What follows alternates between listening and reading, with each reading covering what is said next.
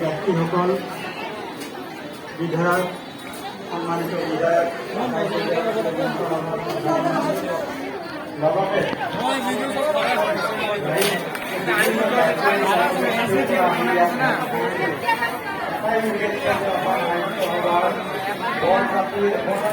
তেনেকুৱা ধৰণৰ পদক্ষেপো ল'ব লাগে যে নতুন নাট্যগোষ্ঠীৰ ব্যক্তিসকলক আমি ইয়াত সম্বৰ্ধনা জনোৱাই হওক বা প্ৰতিভা প্ৰদান নাটকৰ তেখেতৰ নাটকত যি বাহাদুৰি যি জনপ্ৰিয় সেই জনপ্ৰিয়তা বহুখন নাটকেৰে পায় সেইখিনি কথা কৈ মই অন্য কথালৈ যোৱা ডেৰটা বছৰ বা দুবছৰ জানিবৰ ব্যৱস্থা কৰিব পৰা নাই কিয় এইকাৰণে যে আমি এতিয়াও ধৰি আছোঁ যে আমি পুৰণা প্ৰযুক্তিবিদ্যাৰে আমি চলি যাব পাৰিম নেকি কথাটো সঁচা নহয় আমি ইতিমধ্যে বহুকেইখন বাছ আমি হেৰুৱাই পেলাইছোঁ যাৰ ফলত আমি গোটেই যাত্ৰাপথত পিছ পৰিছোঁ 2007-08 চনতেই যেতিয়া আমাৰ অসমৰ 2-4গৰাকী ল'ৰা ছোৱালীয়ে উইকিপেডিয়া নতুন ল'ৰা ছোৱালীবিলাকে চবে বুজি পাব উইকিপেডিয়া কি বস্তু সেই উইকিপেডিয়া অসমীয়া ভাৰতৰ ভিতৰত অসমীয়া ভাষাটোৱে এনেকুৱা এটা ভাষা য'ত 50%তকৈও বেছি শব্দ জনজাতি আৰু জাতীয় বিভিন্ন জাতি গোষ্ঠীৰ পৰা অহা ভাৰতত কোনো ভাষাই এনেকুৱা ভাষা নাই সেইকাৰণে সভাপতি হোৱাৰ পিছত মই মন কৰিলোঁ যে আমি এখন অভিধান বনাই আছোঁ যিখন অভিধানত প্ৰকাশন পৰিষদ আৰু সাহিত্য সভাই যুটীয়াভাৱে কৰিছে সেই অভিধানখনত এতিয়া মই কৈছোঁ যে তাত অকল অসমীয়া শব্দই নাথাকে তাত একোটা ইংৰাজী শব্দৰ অসমীয়া থাকিব কাৰ্বি ভাষাৰ শব্দ থাকিব বড়ো ভাষাৰ শব্দ থাকিব যি আমাৰ অসমৰ মুখ্য ভাষাবিলাকৰ চবৰে শব্দবিলাক থাকিব যাতে আমি অসমীয়া ভাষাটোক সংযোগী ভাষা হিচাপে আটাইতকৈ শক্তিশালী কৰি তুলিব পাৰোঁ ৰাইজ এনেকুৱা ধৰণৰ পদক্ষেপ এনেকুৱা ধৰণৰ কামত আপোনালোক থাকিব লাগিব সেইকাৰণে মই ভাবোঁ যে আপোনাৰ আজি জৰ্জৰ ভাষাত অনুবাদ হয় নিজে নিজে অসমীয়া নহয় এতিয়াও বহুত প্ৰাথমিক ভাৱতে আছে এইবিলাক কথা আমি আটাই লগ লাগি কৰিব লাগিব ভাল লাগিছে সেইকাৰণে সেইদিনাখন আমাৰ ধৰ্মীয় সংখ্যালঘুৰ ল'ৰা এজন লগ পালোঁ ক্লাছ 12 পাছ কৰিছে ল'ৰাটো দেউতাকে দিন হাজিৰা কৰে সেই ল'ৰাটোৱে অসমীয়া ভাষাৰ ওপৰত নিজকে ইমান সুন্দৰকৈ পঢ়ি মেলি ইমান ডাঙৰ কাম কৰি আছে গৱেষণামূলক চাওকচোন আপোনালোকে ভাবি তেওঁলোকেহে আমাক আগলৈ নিব পাৰিব ৰাইজ এই নতুন ল'ৰা ছোৱালীবিলাকক আপোনালোকে তাহাঁতক কেতিয়াও নক'ব যে তহঁতে খালি আমাক তহঁতে একদম নষ্ট হৈ গ'লি এইটো নহয় সিহঁত যদি নষ্ট হ'ব লাগে নতুন ল'ৰা ছোৱালী যদি নষ্ট হ'ব বুলি ভাবিছে আপোনালোকে তাৰ মানে আপুনি ওপৰলৈ পেলাই দিছে যিটো নিজৰ মুখত কৰিছে এই নতুন ল'ৰা ছোৱালী নিজাকে বদমাছ হ'ব পাৰে নেকি আপোনালোকে যদি শিকোৱা নাই আপুনি কেনেধৰণে কথা পাতিছে আপুনি টিভিত কি ধৰণৰ শব্দ উচ্চাৰণ কৰিছে ৰাইজৰ লগত কি ধৰণৰ কথা পাতিছে সেইবিলাক ভাষা সেইবিলাক শব্দইতো ইহঁতে অনুকৰণ কৰে সিহঁতে জন্মটোতে সেইবিলাক শব্দ পোৱা নাছিলে গতিকে সিহঁতক কিয় দুখ দিব আপোনালোকে সিহঁতক আপোনালোকে নিজৰভাৱে গোটেই বিশ্বৰ লগত প্ৰতিযোগিতা কৰিবলৈ এৰি দিয়ক দেখিব অসমক আপোনালোকে আজি য'ত আমাৰ শ্ৰীৰামপুৰ গেটতে য'ত অসম শেষ হৈছে বুলি ভাবিছে য'ত তাৰ পিছত অসমৰ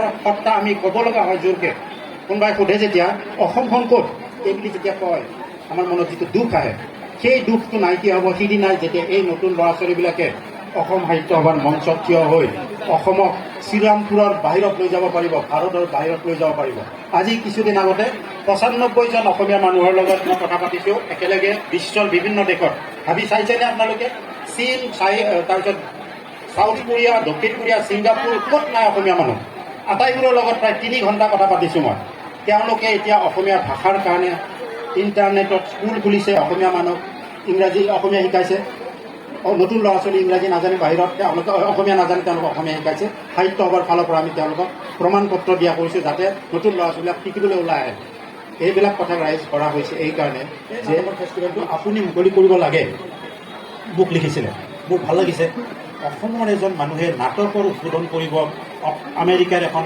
বিশ্ববিদ্যালয় মই হয় বুলি ক'লোঁ জাপ মাৰি পেলাই হ'ব মই কৰিম দুদিন পিছত যিখন ইমেইল আহিছে সেই দুদিন পিছৰ ইমেইলখন শুনক এতিয়া কেনেকুৱা ইণ্টাৰেষ্টিং দুদিন পিছৰ ইমেইলখনত এষাৰ কথা আহিছে কোনোবা শুনিছেনে দুদিন পিছৰ ইমেইলত আহিছে যে আপুনি নাটকৰ উদ্বোধন কৰিব ওলোৱাৰ কাৰণে এই ধৰণৰ চিনচিয়াৰিটি আৰু সেই ধৰণৰ শৃংখলা আপোনালোকে নাট্য আন্দোলনলৈ আনক।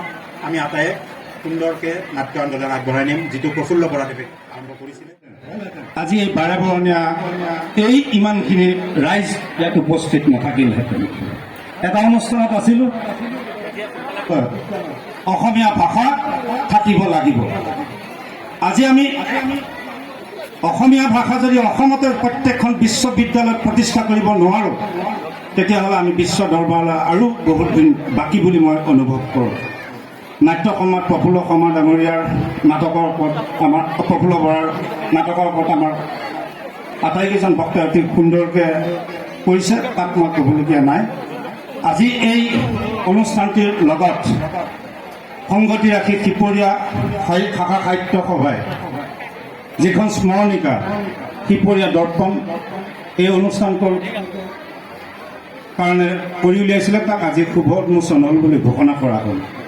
আশা ৰাখিম এনেকুৱা ধৰণৰ অনুষ্ঠানত বহুতে ফটো উঠে, শুনে, গুচি যায়, কিন্তু এই আজিৰ সভাৰ উদ্দেশ্য, ইয়াৰ যিটো সুবাস, মই আশা ৰাখিম এই শিপৰীয়া দৰ্পণে আমাৰ পৰা তাৰ পিছলৈ ইয়াক গতি কৰি লৈ যাব। এজনী স্বাভিমান অসমীয়া হিচাপে অসমীয়া ভাষা অসমত চিৰযুগমীয়া হৈ ৰওক, অসম সাহিত্য সভা চিৰজ্যোতিষ্মান হৈ ৰওক, এই কামনাৰে ধন্যবাদ।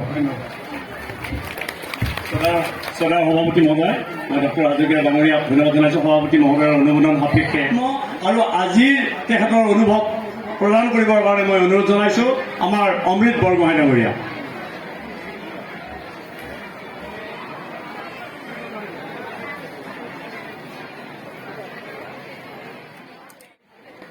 সন্মানীয় সভাপতি মহোদয়ক সম্বোধন জনাই, শ্ৰদ্ধা জনাই আৰু মঞ্চত উপস্থিত সকলোকে মোৰ সন্মান জনাই মোৰ কোৱাৰ বক্তব্য শেষত ৰাখিবৰ কাৰণে অনুৰোধ জনাইছে।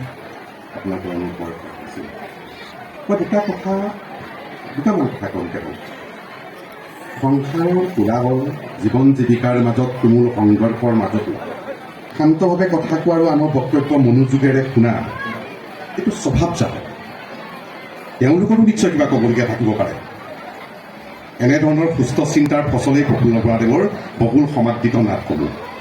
আকাশৰ ৰঙেৰে সেন্দুৰীয়া পথ আঁকি সীমান্তই জুইৰে পথ পোহৰাই নাটকৰ সৈতে প্ৰেমত বলিয়ান হৈ প্ৰিয়তমাক সংগী কৰি সপোনৰ কোনো এক সন্ধ্যাত জোনবেদী তৰাক সাক্ষী কৰি সময়ৰ মালা জাল ভেদি অভিযাত্ৰীৰ পৰে মন্থন কৰি গ'ল মহাবাহু ব্ৰহ্মপুত্ৰ, আৰু এদিন মানুহৰ শৰীৰ ত্যাগ কৰি মাটিৰ লগত মিলি গ'ল প্ৰফুল্ল বৰাদেৱ। তাতে শেষ হৈ যোৱা নাই কথাবিলাক। মই এই সুযোগতে অসম সাহিত্য সভাৰ আজিৰ এই অনুষ্ঠানটিক মই বিশেষভাৱে আদৰণি জনাইছোঁ। আৰু মই উৎফুল্লিত হৈছোঁ এটা কথা, আৰু মই আচৰিত কিছু কথা। আজি বহু বছৰ ধৰি এই কথাটোৰ পাছত মই দৌৰি আছিলোঁ। বিভিন্ন সভা সমিতিসমূহত গ'লে আৰু নাটকৰ মাজত দুআষাৰ কথা কোৱাৰ সুযোগ পালেই মই এটা কথাই ক'বলৈ চেষ্টা কৰিছিলোঁ, নাটকে যেতিয়ালৈকে নাটকক গণমুখী চৰিত্ৰৰ পৰা বিচ্ছিন্ন কৰি ৰাখিব, তেতিয়ালৈকে নাটকৰ উত্তৰণ নঘটিব। সমাজ ৰাইজ এতিয়াও অপেক্ষাৰত, এতিয়াও তেখেতসকল আছে। কৰিবলগীয়া আছে কেৱল আমি কৰিবলৈ পৰা নাই। কিন্তু মই এটা কথা নিশ্চিত আৰু বুদ্ধি হ'ব যে এইবাৰ অসম সাহিত্য সভাৰ যিগৰাকী সভাপতি শ্ৰদ্ধাৰ কুলধৰ শইকীয়াদেৱ, তেখেতে নাটক খুব ভালদৰে জানে। মই আজি 4 দিনমান আগতে অসমৰ প্ৰসিদ্ধ কবি জ্ঞান পূজাৰীৰ লগত মোৰ লগত প্ৰায় সদায় এটা কথা পতা চলি থাকে। আমাৰ এই নাটকৰ কথা, কবিতাৰ কথা এনেকৈ পাতি থাকোঁ আমি। মই তেতিয়া পাতিছিলোঁ, মই এই অনুষ্ঠানটোৰ কথাও কৈছিলোঁ। তেতিয়া কৈছে সভাপতি মহোদয়, অসম সাহিত্য সভাই নাটককো সাহিত্য সভাৰ মাজৰ বিষয়বস্তু হিচাপে লৈ গণমুখী যাত্ৰাৰ যিটো আজি আৰম্ভ কৰিলে, এইটো অসমৰ নাট্য জগতৰ ইতিহাসত আৰু সাহিত্য সভাৰ ইতিহাসত এইটো এটা অতিকৈ চিৰস্মৰণীয় দিন হিচাপে আজি গণ্য হ'ব লাগে। এইটো মোৰ সম্পূৰ্ণ ব্যক্তিগত কথা। আমি দুটা কথা খুব ভালধৰণে জানো, ছাৰেতো খুব ভালদৰে জানিব এই কথাটো। নাটক কৰিবলৈ লোৱাৰ পৰা শিকাৰ পৰাই আমি সদায় মঞ্চৰ প্ৰতি যিটো আমাৰ আকৃষ্টতা আছিলে, আৰু যিটোৱে আমাৰ এই নাটকবিলাক হেৰাই যোৱাৰ উপক্ৰম হৈছে, মানুহৰ জীৱনৰ লগত, জীৱনবোধৰ লগত সম্পৰ্ক নথকা হৈ পৰিছে আমাৰ। আৰু আমাৰ পঢ়ুৱৈ পঢ়ুৱৈ আৰু ছপা কৰা ব্যক্তিৰ অভাৱ বৰ বিশেষ। মই সাহিত্য সভালৈ এটা বিশেষ অনুৰোধ জনাম, যিহেতু শেষ বক্তা, ছাৰ মই দুটামান কথা ক'ব পাৰিম, কিজানি সময় ল'ব পাৰিম। আমাৰ পঢ়ুৱৈ সংখ্যা বৰ কম, নাটক পঢ়ুৱৈ, আৰু নাটক ছপা কৰি নোলায়। মই অসমৰ এগৰাকী প্ৰসিদ্ধ নাট্যকাৰ পৰিচালক দীপক মহন্তৰ প্ৰায় 4খন কিতাপ ছপা কৰি ৰাইজৰ হাতত দিবৰ কাৰণে চেষ্টা কৰিছিলোঁ। এইটো মোৰ এটা প্ৰয়াস আছিল মাত্ৰ, কিন্তু মই সম্পূৰ্ণ কপি ৰাইজৰ হাতত দিব নোৱাৰিলোঁ। সেইটো মোৰ দুখ থাকি গ'ল। কিয় নোৱাৰিলোঁ সেইটো এটা ডাঙৰ কথা, আৰু কিয়নো মানুহে নল'লে সেইটো এটা ডাঙৰ কথা। পঢ়িব নিবিচাৰেই নে কি মই বুজি নাপাওঁ, কিন্তু মই বুজিবলৈ এটাই চেষ্টা কৰোঁ যে নাটক পঢ়িব লাগে, নাটকক পঢ়ুৱাব লাগে, আৰু মই গাঁৱলৈ গৈ হ'লেও নাটক পঢ়ুৱাব লাগিব। আৰু সেইটো প্ৰচেষ্টাতেই মই বৰ্তমান ব্ৰতী হৈ আছোঁ, আৰু মই আশা কৰোঁ যে সকলোৱে আমাক সঁহাৰি জনাব। কিতাপ নাটকৰ সাহিত্য সভাই নাটকবিলাক ছপা কৰি উলিয়াওক। বহুত নাটক আছে। আমি 1858 চনৰ ৰামনৱমী নাটকৰ 150 বছৰীয়া ইতিহাসত অসম নাট্য সন্মিলনে প্ৰকাশ কৰি উলিয়ালে। তাৰ পাছত কিন্তু 2টা সংকলন ওলাল, তাৰ পাছত আৰু নাটক নাই, আৰু নাটক ওলায়। ব্যক্তিগত প্ৰচেষ্টাত নাটক ওলোৱা হয়, ছপা কৰি ওলোৱা হয়, সেইবিলাক ঘৰতে থাকি যায়। এইটো একটা বাস্তৱিক কথা। এইটোৰ কোনো আৰু কিনদেৰি কৰিবলগীয়া একো নাই, লোক ডাকো ইয়াত কথা নাই। আৰু ডাঙৰ কথা হৈছে কি, এই যে নাটকবিলাক নাইকিয়া হৈ গৈ আছে, গৈ থকাৰ মূলতে আজি ৰামনৱমী নাটক কোনো নকয়, কানিয়াৰ কীৰ্তন চাবলৈ কোনো নাযায়। কিয় নাযায় এই কথাটো নহয়, আমি নিবলৈ চেষ্টা কৰা নাই। মঞ্চত যিখিনি নাটকে এতিয়া অলপ আগতে উপযুক্ত বক্তা এজনে এই কথাখিনি কৈছিলে, বক্তা এজনে সেই কথাখিনি খুব সুন্দৰভাৱে কৈছিলে যে আমি বয়স লৈ নাটক আমি সৃষ্টি কৰোঁ, আৰু বয়স লৈ নাটক আমি দৰ্শকৰ মাজলৈ লৈ যাওঁ। মোৰ বন্ধুবৰ ৰঞ্জন কলিতাই, ডক্টৰ ৰঞ্জন কলিতাই এই কথাষাৰ কৰিছিল। আমি বয়স লৈ এই ধৰণৰ যদি নাটকৰ মাপকাঠি তৈয়াৰ কৰা হয়, নাটকক জুখিবলৈ চেষ্টা কৰা হয়, তেতিয়াহ'লে নাটকে আৰু তাৰ সাহিত্য কিমান, সেইটো এটা বৰ বিচাৰ্যৰ বিষয়। তথাপিও মই পুনৰবাৰ অসম সাহিত্য সভাৰ আজিৰ এই অনুষ্ঠানত উপবিষ্ট মহোদয়ক সকলোকে সন্মান জনাই এটা কথাই অনুৰোধ কৰিম, পুনৰবাৰ নাটকৰ এই গণমুখী যাত্ৰাত আপোনালোকে আৰু আগুৱাই নিয়ক। আমি আপোনালোকক সহায় কৰিবলৈ চেষ্টা কৰিম, ৰাইজ হিচাপে, দৰ্শক হিচাপে, এজন নাট্যকৰ্মী হিচাপে। আৰু পুৰণি নাটকবিলাকক উদ্ধাৰ কৰি সেই ছপা কামটো যদি কৰিব পৰা যায়, তেতিয়াহ'লে হয়তো আমি অসমীয়া নাটকক পুনৰবাৰ উজ্জীৱিত কৰিব পাৰিম। ধন্যবাদ। চিৰচেৰি মোৰ ভাষা জননী সভাপতি মহোদয়ৰ অনুমোদন সাপেক্ষে অনুৰোধ জনাইছোঁ, আৰু তেখেত এগৰাকী আজিৰ এই সভাখনিৰ গ্ৰন্থ উন্মোচক আছিল। ডক্টৰ চিন্তামণি।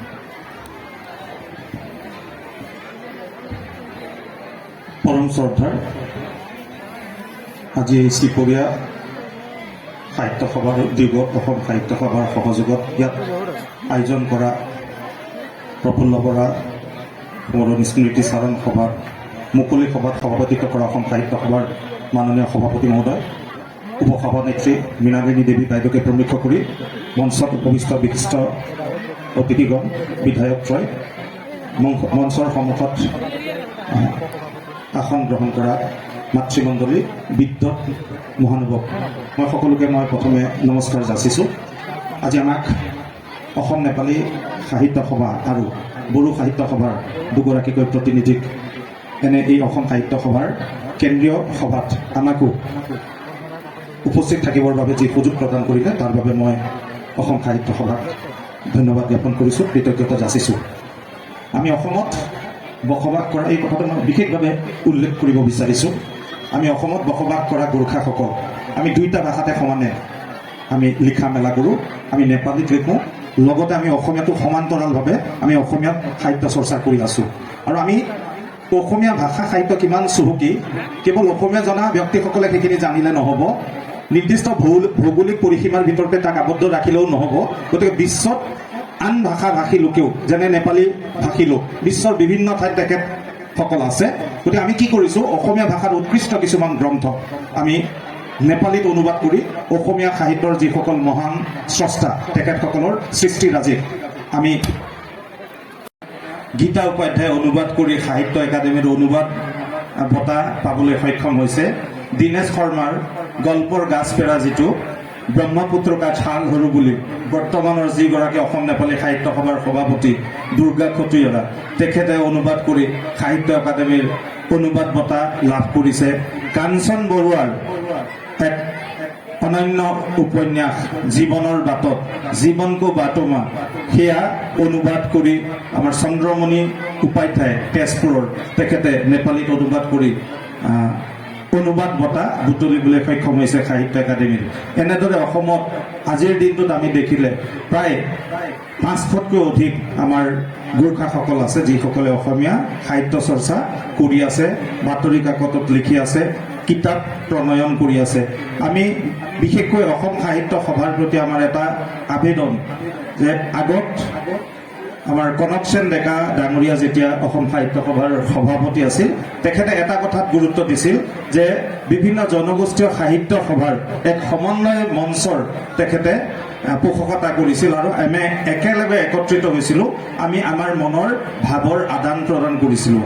আজিৰ দিনটোত কিন্তু সেইটো আমি প্ৰয়োজনীয়তা বোধ কৰিছোঁ। অসম চৰকাৰেও বিভিন্ন জনগোষ্ঠীক এতিয়া কিন্তু আৰ্থিক যিটো সকাহ দিছে, ভাল, আমি বড়ো সাহিত্য সভাই পাইছোঁ, অসমীয়া সাহিত্য সভাই পাইছোঁ, নেপালী সাহিত্য সভাই পাইছোঁ। গতিকে আমি সমিল মিলেৰে এই অনুবাদ শিল্পৰ ওপৰত, যিটো ইতিমধ্যে আমাৰ বড়ো সাহিত্য সভাৰ সাধাৰণ সম্পাদক প্ৰশান্ত বড়োৱে যিটো কৈছে, অনুবাদ শিল্পৰ ওপৰত আমি সমূহীয়াভাৱে এটা সিদ্ধান্ত লৈ ভাল গ্ৰন্থবোৰক পৰস্পৰে আমি বিভিন্ন জাতিৰ যিখিনি ভাষা আছে সেই ভাষাত যদি আমি অনুবাদ কৰি ৰাইজক বিলাই দিয়াৰ চেষ্টা কৰোঁ, তেন্তে নিশ্চয়কৈ ভাল হ'ব বুলি আমি ভাবোঁ। এটা কথা মই সেইটো নিবেদিছোঁ। আৰু এতিয়া আমি গল্প, উপন্যাস, চুটি গল্প ইত্যাদি কবিতা আমি সদায় পাই আছোঁ। এটা বস্তু কিন্তু আমি এটা দিশত আমি মনোনিৱেশ কৰাটো উচিত হ'ব বুলি মই মৰ্মে উপলব্ধি কৰোঁ, কিয়নো বিগত 27 বছৰ আমি শিক্ষা জগতৰ লগত জড়িত হৈ আছোঁ। আৰু শিক্ষা জগতৰ লগত জড়িত হৈ থাকোঁতে আমি যি যুৱ প্ৰজন্মক আমি সদায় পাই আছোঁ, তাৰ মাজত আমি দেখিছোঁ বহুত হীনমন্যতাত ভুগিছে। মাত্ৰ কেইটামান নম্বৰ কম পোৱাৰ কাৰণে তেওঁলোক হয়তো এনেকুৱা অৱস্থা আহিছে, আত্মহননৰ দৰে পথ বাছি ল'বলৈ তেওঁলোক আগবাঢ়িছে। গতিকে আমাৰ সৃষ্টি যিখিনি আছে, আমাৰ স্ৰষ্টাসকলে আমাৰ সেই যুৱ সমাজক, আমাৰ শিশুসকলক মানসিক উত্তৰণৰ বাবে, তেওঁলোকক মানসিক উৎসাহ যোগাবৰ কাৰণে তেনেধৰণৰ আমাৰ সাহিত্য কৰ্মবোৰৰ প্ৰতি আমি অলপ আমাৰ ৰাইজক যদি অলপ আগুৱাই নিব পাৰোঁ, সেই ক্ষেত্ৰতো আমাৰ অসম সাহিত্য সভা আৰু আমি সকলোৱে মিলি যদি পৰস্পৰে আলোচনা কৰি তেনেধৰণৰ সাহিত্যৰ যদি আমি সৃষ্টি কৰিব পাৰোঁ, তেনেহ'লে অলপ দিকভ্ৰষ্ট যিসকল আমাৰ যুৱ প্ৰজন্ম আছে তেওঁলোকক আমি সঠিক পাঠত লৈ আহিবলৈ আমি পাৰিম বুলি আমি ভাবিছোঁ। মই দীঘলীয়া নকৰোঁ। মোক এটা সুযোগ দিয়া হৈছে, আমাক সুযোগ দিয়া হৈছে। অসম নেপালী সাহিত্য সভাৰ আগতো আমাৰ পৰমানন্দ ৰাজবংশী ডাঙৰীয়া যেতিয়া প্ৰধান সম্পাদক আছিল, সভাপতি আছিল, আমি সমিল মিলেৰে কিছু কাম কৰিছিলোঁ।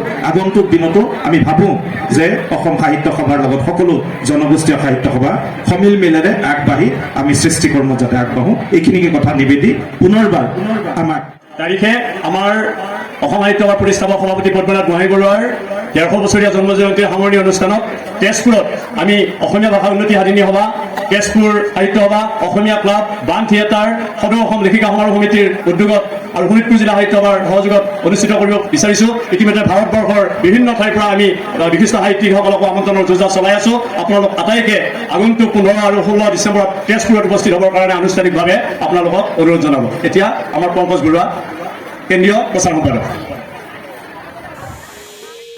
আজিলৈ ইমানেই।